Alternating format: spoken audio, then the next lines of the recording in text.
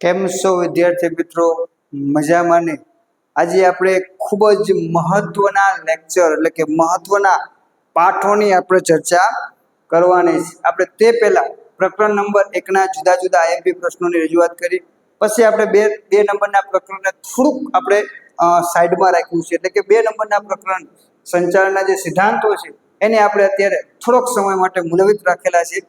અને આપણા માટે જે મહત્વનું ચેપ્ટર જે છે એટલે કે આયોજન, જેમાંથી આપણને 5 ગુણનો પ્રશ્ન ફરજિયાત પૂછાવાનો છે.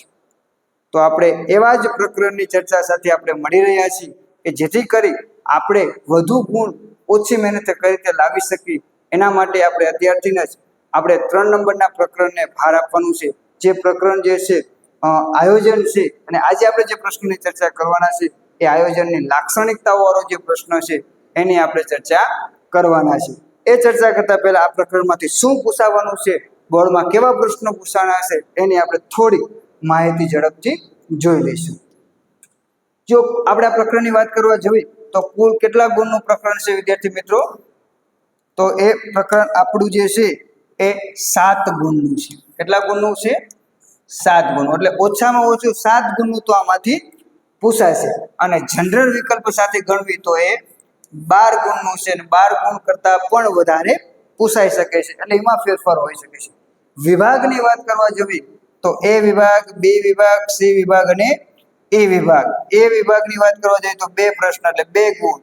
ત્યારબાદ એ વિભાગનો 1 ગુણ, 2 વિભાગના છે એટલે 4 ગુણ, અને વિભાગ એ નો છે એટલે 5. 5 ને 4 9 10 ને 11 12. એ રીતે આપણે જનરલ વિકલ્પ સાથે આ પ્રકરણના વિદ્યાર્થી મિત્રો પ્રશ્નો પૂછાવાના છે. તો આ પ્રકરણ આપણા માટે ખૂબ જ આઈએમપી છે. ખૂબ એટલે ખૂબ જ આઈએમપી છે, જેમાંથી 5 ગુણનો પ્રશ્ન 100% આવશે. તો આમાંથી આપણે 3 થી 4 પ્રશ્નો જ છે, તો આપણે એક જ અથવામાં નથી છોડવું. અથવામાં છોડવી ત્યારે આપણને સમસ્યા ઊભી થાય ને. એટલે આપણે વિદ્યાર્થી મિત્રો બધા જ પ્રશ્નો જે છે એ સરસ મજાના તૈયાર કરી લેવા છે, એટલે જેથી કરી આપણને 5 ગુણનો પ્રશ્નમાંથી કોઈ માર્ક ન જાય એવી આપણી આશા છે. તો આપણે પ્રકરણ 3 ની અંદર પહેલા પ્રશ્નની ચર્ચા કરતા પહેલા બોર્ડમાં કેટલા પ્રશ્નો પૂછાયેલા છે એની થોડીક ચર્ચા કરી લેવી. તો વિભાગ સી ની અંદર 3 પ્રશ્નો પૂછાયેલા છે. આયોજન ખર્ચાળ છે, શા માટે છે? જો આપણે વાત કરીએ તો 24મો પ્રશ્ન જે છે પૂછાવાનો છે.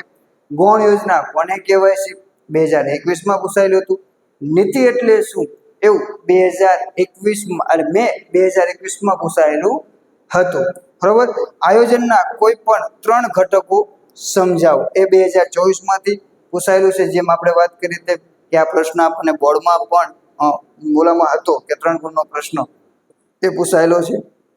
ત્યારબાદ 5 ગુણના પ્રશ્નની વાત કરવા જોઈએ તો આયોજનની પ્રક્રિયા સમજાવો, આયોજનની મર્યાદા સમજાવો, આયોજનની વ્યાખ્યા પ્રક્રિયા સમજાવો, યોજનાના પ્રકાર અને એની લાક્ષણિકતાઓ. તો એમ જુદા જુદા આપણને 4 પ્રશ્નો આની અંદર સમાવેશ થયેલો છે. તો વિદ્યાર્થી મિત્રો આ પાઠના આપણે આ વખતના જે આઈએમપી પ્રશ્નો જે છે એની આપણે ચર્ચા કરવાના છે. તો આપણે પહેલા જ પ્રશ્નની વાત કરવા જોઈએ તો આયોજનની લાક્ષણિકતાઓ. જો વિદ્યાર્થી મિત્રો ઘણા બધા વિદ્યાર્થીના પ્રશ્નો હોય છે કે સાહેબ મુદ્દા યાદ નથી રહેતા અને કેટલા મુદ્દા લખવા. આ મોટો પ્રશ્ન હોય છે દરેક વિદ્યાર્થી મિત્રોનો. તો વિદ્યાર્થી મિત્રો કેટલા મુદ્દા લખવા એ આપણા માટે મહત્વનું છે કે 5 ગુણનો પ્રશ્ન છે તો કેટલા મુદ્દા લખવા જોઈએ. તો 5 ગુણના મુદ્દામાં જો તમને કોઈ પણ 5 કીધા છે તો કઈ પ્રશ્ન છે નથી, તો તમારે 5 થી 6 મુદ્દા જે તમારે વિદ્યાર્થી મિત્રો યાદ રાખવાના. બરોબર. તમારે 5 થી 6 મુદ્દાઓ જે છે એના વિશેની ખાસ તમારે સમજૂતી રાખવાની. કેટલા મુદ્દા લખવાના થશે? ઓછામાં ઓછા 5 મુદ્દા. બરોબર. જો તમને સૂચના આપે છે 5 મુદ્દા લખો તો કઈ પ્રશ્ન છે નહીં. હવે આપણી પાસે 11 મુદ્દાઓ છે વિદ્યાર્થી મિત્રો. કેટલા મુદ્દાઓ છે આપણી પાસે? 11 મુદ્દાઓ છે. તો આપણે 11 લખવાનું યાદ કરવાનું. કેમ? તો કે આપણે 5 મુદ્દા તૈયાર કરશું ને તો વિદ્યાર્થી મિત્રો તો આપણે એમાંથી ભૂલી જશું. પણ આપણે 11 મુદ્દા તૈયાર કરશું તો એમાંથી આપણને 5 મુદ્દા તો યાદ 100% આવશે. બરોબર. તો આપણો માર્ક જવાની સંભાવના ઘટી જશે. તો એ મુદ્દાને સરળ રીતે કેમ યાદ રાખવા? તો એના માટે ચાવી આપી છે સર્વપ્રથમ ધ્યેયની 24 પપુભસ. બરોબર. સર્વપ્રથમ ધ્યેયની 24 પપુભસ. પહેલો તો પ્રથમ સર્વ, એટલે સર્વ એટલે સર્વવ્યાપી પ્રવૃત્તિ. પ્રથમ એટલે કે સર્વપ્રથમ, આ પ્રથમને લીધું છે સર્વપ્રથમ કાર્ય. ત્યારબાદ ધ્યેય. કયું લીધું છે? ધ્યેય. તો કે ધ્યેયલક્ષી પ્રવૃત્તિ. ની તો નિર્ણય પ્રક્રિયા માટે જરૂરી. ચો તો ચોકસાઈ. વી એટલે વિકલ્પોની યાદી. સ એટલે સતત પ્રક્રિયા. પ એટલે પરિવર્તનશીલ પ્રવૃત્તિ. પુ એટલે પૂર્વાનુમાન. ભ એટલે ભવિષ્યલક્ષી પ્રવૃત્તિ અને સ એટલે સભાન અને બૌદ્ધિક પ્રક્રિયા. વિદ્યાર્થી મિત્રો, આ ચાવી યાદ રાખવી જરૂરી નથી. તમને સરળ રહે તો એ ચાવી પણ બનાવી શકો છો, પણ આપણો હેતુ એટલો જ છે કે આપણને મુદ્દાઓ યાદ રહેવા જોઈએ. બરોબર? તમે તમારે ત્યાં આવી ચાવી બનાવી શકો છો. આડાવરા મુદ્દા ચાલશે એવું જરૂરી નથી, ક્રમમાં જ હોવા જોઈએ. બરોબર છે? તમે ગમે તે મુદ્દા યાદ રાખી શકો છો, પણ વિદ્યાર્થી મિત્રો આપણને મુદ્દા યાદ રહેવા જોઈએ, એ મહત્વનું છે. બરોબર? તો આપણે આટલું તો જોઈ લીધું વિદ્યાર્થી મિત્રો. હવે પ્રશ્ન ઉભો થાય, સાહેબ અંદર કેટલું લખવું, શું લખવું? તો આપણે અંદરની આપણે ચર્ચા વિગતે કરશું. તો પહેલો જ મુદ્દો છે સર્વવ્યાપી પ્રવૃત્તિ. બરોબર? તો કે આયોજન જે છે એ દરેક ક્ષેત્રમાં જોવા મળે છે. એ પછી રાજકારણ હોય, આપણું શૈક્ષણિક જગત હોય, કે ધાર્મિક ક્ષેત્ર હોય, કે રમત ગમત, ગમે તે જગ્યાએ એટલે આયોજન દરેક ક્ષેત્રમાં છે. બરોબર? રાજકારણ હોય, આપણું શૈક્ષણિક જગત હોય, કે પછી આપણું ધાર્મિક સ્થળ હોય, દરેક જગ્યાએ આપણે આયોજનની જરૂર પડે છે. એટલે આમ આયોજન એ કેવું છે? સર્વવ્યાપી છે, બધે લાગુ પડે છે. આપણા લગ્ન પ્રસંગમાં આયોજન હોય છે, પણ આપણને ખબર ન હોતી. બરોબર? એટલે આયોજન સર્વવ્યાપી છે. માત્ર ધંધાકીય એકમમાં છે એવું નથી. ધંધાકીય એકમમાં તો છે જ, સાથે સાથે દરેક ક્ષેત્રમાં લાગુ પડે છે. તો આટલો મુદ્દો લખવાનો છે, વિશેષ લખવાની જરૂર નથી. ત્યારબાદ આપણે સર્વપ્રથમ કાર્ય. આયોજન સંચાલનનું સર્વપ્રથમ કાર્ય છે. જો આયોજન જે છે ને, આપણું જે સંચાલનના જે કાર્યો જે છે ને, એમાં આપણે પહેલું જ કાર્ય આયોજન છે. બરોબર છે? બીજું કાર્ય છે વ્યવસ્થા તંત્ર. ત્રીજું કાર્ય જે છે એ કર્મચારી વ્યવસ્થા. ચોથું કાર્ય દોરવણી અને છેલ્લે અંકુશ. આ રીતનું છે, બે યાદ રાખવાના. સંચાલનનું પૂછે, સંચાલનનું પ્રથમ કાર્ય એટલે આયોજન અને અંતિમ કાર્ય એટલે અંકુશ. આ બે એમસીક્યુમાં પૂછાતા પ્રશ્નો છે. બરોબર? તો આયોજન એ સંચાલનનું કેવું કાર્ય છે? પહેલું કાર્ય છે. સર્વપ્રથમ કાર્ય, પહેલું પગલું, પહેલું પગથિયું જે પણ કોઈ આયોજન છે, તો બાકીના તમામ કાર્યો છે. એટલે કે આયોજનના આધારે જ વ્યવસ્થા તંત્ર, કર્મચારી વ્યવસ્થા, દોરવણી અને અંકુશ વગેરે અમલમાં મુકાય છે. જો આયોજન ન હોય તો બાકીના કોઈ કાર્યનું કોઈ જ મહત્વ રહેતું નથી. એટલે આમ આયોજન જે છે એ ખૂબ જ સર્વપ્રથમ છે, એટલે ખૂબ જ ઉપયોગી છે તેમ કહી શકાય. ત્યારબાદ ધ્યેયલક્ષી પ્રવૃત્તિ. જો ધ્યેય હોય તો જ આયોજન હોય. ચાપે ભેગા થાય એનો કોઈ હેતુ નથી હોતો, તો અહીંયા કોઈ આયોજન હોતું નથી. આયોજન ક્યાં હોય? તો કે ભવિષ્યમાં નક્કી કરેલા ધ્યેય એટલે કે ઉદ્દેશ, હેતુ પાર પાડવા માટે કરવામાં આવે છે, તો જ હોય આયોજન. નકર આયોજન હોય નહીં. જેમાં સંચાલકોએ ધ્યેયને અનુરૂપ લક્ષ્યાંકો નક્કી કરે છે. બરોબર? સંચાલકો કોને? ધ્યેયને અનુરૂપ લક્ષ્યાંકો નક્કી કરે છે. લક્ષ્યાંકો પાર પાડી શકાય તેવા કેવા હોવા જોઈએ? વાસ્તવિક હોવા જોઈએ. બરોબર? ધ્યેય સુધી સરળ બને છે, એટલે કે વાસ્તવિક હોવા જોઈએ. ધ્યેય મહત્વાકાંક્ષી એટલે ઊંચા પણ ન હોવા જોઈએ, અને ધ્યેય અતિ નીચા પણ હોવા જોઈએ નહીં, પણ વ્યવહાર હોવો જોઈએ. આમ આયોજન એ કેવી લક્ષ છે? ધ્યેયલક્ષી પ્રવૃત્તિ હોય તેવું જોવા મળે છે. ત્યારબાદ વિદ્યાર્થી મિત્રો આપણે આગળ નિર્ણય પ્રક્રિયા માટે જરૂરી. આયોજન એટલે શ્રેષ્ઠ વિકલ્પોની પસંદગી. જો આપણે વ્યાખ્યામાં જોઈ ગયા, આયોજન એટલે શું? તો કે શ્રેષ્ઠ વિકલ્પની પસંદગી, કે આપણે એવી વસ્તુની પસંદગી કરવાની છે કે શ્રેષ્ઠ છે, જેમાં વિવિધ પ્રકારના વિકલ્પોની પૂર્ણ વિચારણા અને ધારણાઓ કરવામાં આવે છે. ત્યારબાદ તેમાંથી શ્રેષ્ઠ વિકલ્પ પસંદ કરી યોગ્ય નિર્ણય લેવામાં આવે છે. ભાઈ તમને પપ્પા એમ કહે ભાઈ તમારે મોબાઈલ લેવાનો છે, તો આપણે શું કરશું? બરોબર છે? તો આપણે કેટલી જાહેરાતો જોઈશું, જાહેરાતો સામે ફંક્શનો જોઈશું, કોઈના બીજાના મોબાઈલ જોઈશું, ઓલાના મોબાઈલ જોઈશું, ફલાણો મોબાઈલ જોઈશું. આપણે અલગ અલગ પ્રકારના વેબસાઇટ ઉપર મોબાઈલને સર્ચ કરશું, તુલના કરશું. તો શું થયું કે તમારે એક મોબાઈલ લેવાનો છે, પણ એને પસંદગી માટે તમે એવી મોબાઈલની પસંદગી કરશો કે જે આપણા બજેટમાં હોય અને આપણને ગમતો પણ હોય. ગમે તે મોબાઈલ આપણે લેતા નથી. તો આમ આયોજનનું કાર્ય જે છે એ આપણે જે નિર્ણય લેવાનો છે એમાંથી આપણે શ્રેષ્ઠ નિર્ણય લઈ શકવી એના માટે મદદ કરવાનું છે તેમ આપણે કહી શકીએ. ચોકસાઈ. આયોજન ભવિષ્ય માટે હોય છે, આપણે જાણવી છે.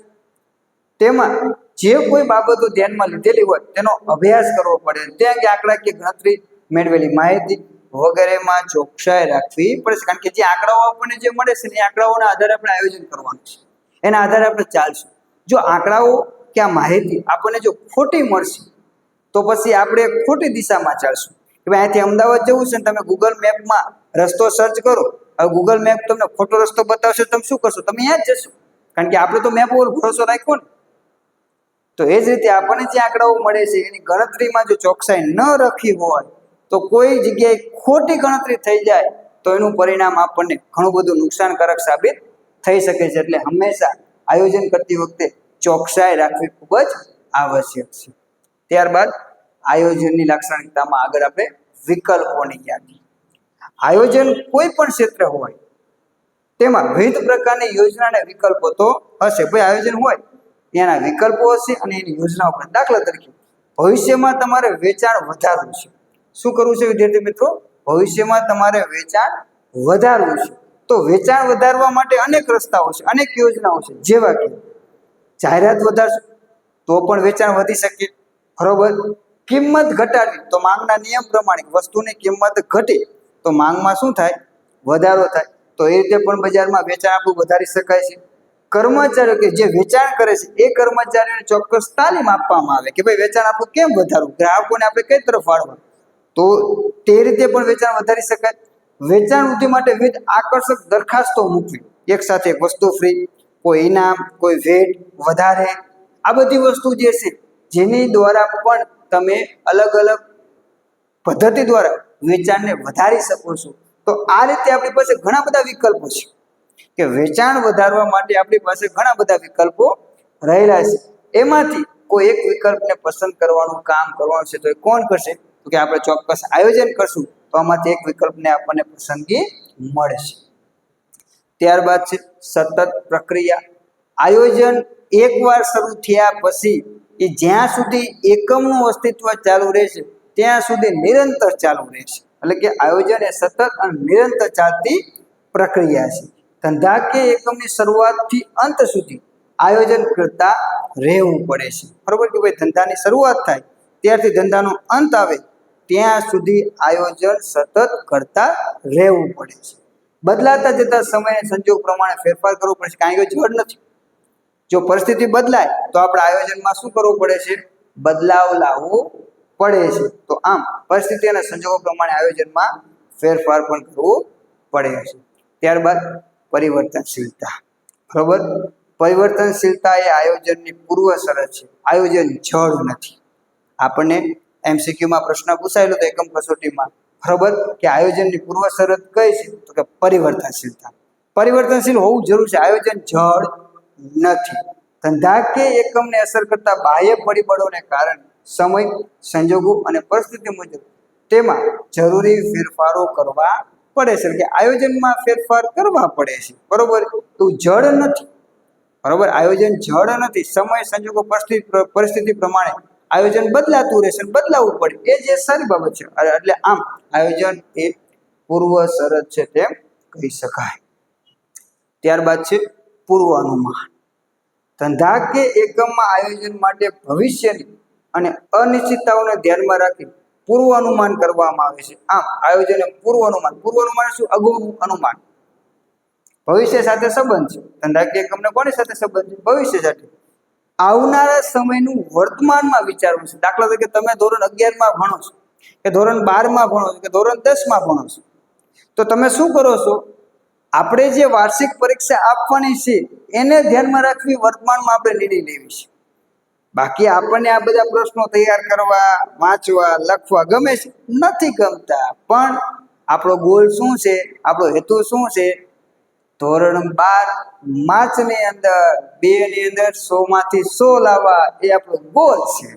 આપણું અનુમાન એ છે. એટલે એને ધ્યાનમાં રાખી અને આપણે અત્યારે વર્તમાનમાં નિર્ણય લેવાનો છે. પૂર્વ અનુમાન અગાઉથી અનુમાન લગાવવામાં આવે છે, બરોબર. તો એ પૂર્વ અનુમાન આયોજનમાં હોય છે. ત્યારબાદ ભવિષ્ય સાથે સંબંધ, આયોજનનો સંબંધ કોની સાથે છે? એમસીક્યુમાં એક ગુણમાં પ્રશ્ન પૂછાય છે કે આયોજનનો સંબંધ કોની સાથે છે? તો ભવિષ્ય સાથે. આયોજન ગઈકાલ જતી રહી ને, આપણું કાલનું પેપર એકમ કસોટીનું જતું રહ્યું ને, હવે એમાં કશું નથી થવાનું, પણ હવે જે નેક્સ્ટ એકમ કસોટી આવવાની છે ને એમાં થશે. પણ એ સમજ કે આયોજન જે છે એ કાલ જતું રહ્યું નથી, આજનું પણ નથી, આવનારા સમયનું છે, બરોબર. આયોજનમાં ભવિષ્યની અનિશ્ચિતતાઓનો અગાઉથી જ ખ્યાલ મેળવવાનો હોય છે કે આવનારા સમયની જે અનિશ્ચિતતાઓ છે, બરોબર છે. કે દાખલા મોટા મોટા બિલ્ડિંગો બને એમાં ફાયર સેફ્ટી લગાવે છે, શા કામ લગાવે છે? તો કે આગ ન લાગે એની સામે રક્ષણ મેળવી શકાય. એટલે તો ભવિષ્ય માટેની એટલે કે જે અનિશ્ચિતતાઓ ભોગવવાની થવાની છે એની સામે રક્ષણ મેળવવા માટે અગાઉથી એનો વિચાર કરવાનો છે.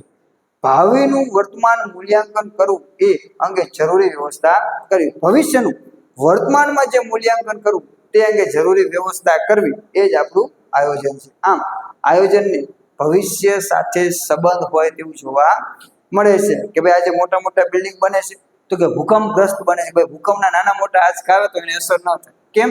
તો કે કાલે ભૂકંપ આવવાનો છે, ના આવે તો એને નુકસાન ઓછું થાય, એની વ્યવસ્થા આજે કરવી એ જ આયોજન છે, બરાબર. એટલે આયોજન ભવિષ્યનું છે પણ વર્તમાનમાં એની અસર થાય છે. ત્યારબાદ સભાન અને બૌદ્ધિક પ્રક્રિયા.